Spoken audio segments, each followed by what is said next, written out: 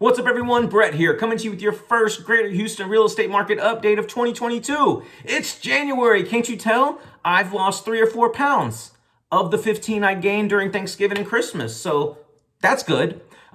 Quick housekeeping note.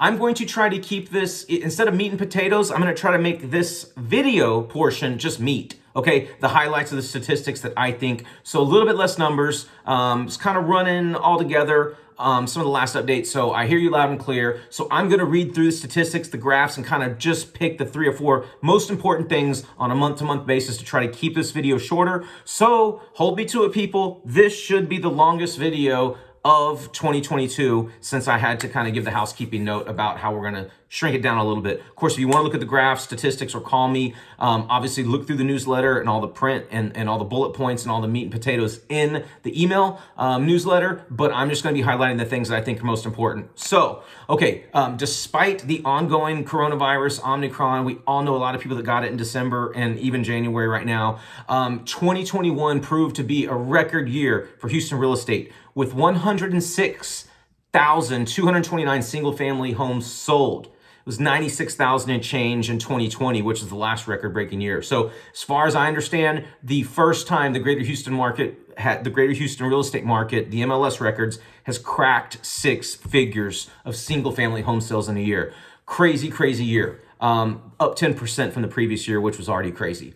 Total dollar volume, though, for the full year of 2021 rose 28.2%, which is a record-setting number of 40 billion. So 10% more volume than 2020, but 28% more dollar volume.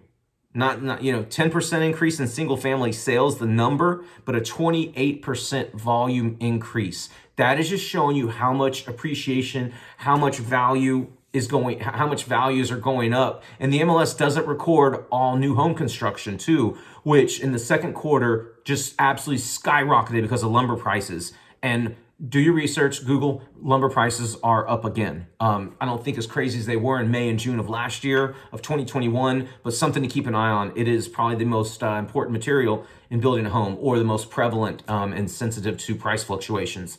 So December single family homes declined just a tad, okay, but like a 4 or 5% decrease versus December of 2020.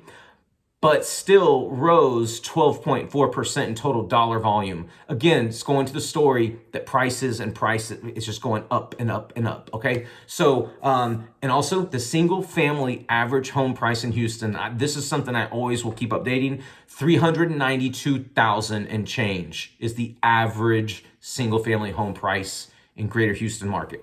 That's wild. Inventory still down, as you would expect, 1.4 months supply, 5 to 6 months is a happy equilibrium. We're at 1.5 months, roughly lower than the national average. Don't really want to talk about leases and rentals as much going forward, but I do want to just stress how much housing is going up. So leases of single family homes rose 6%, right?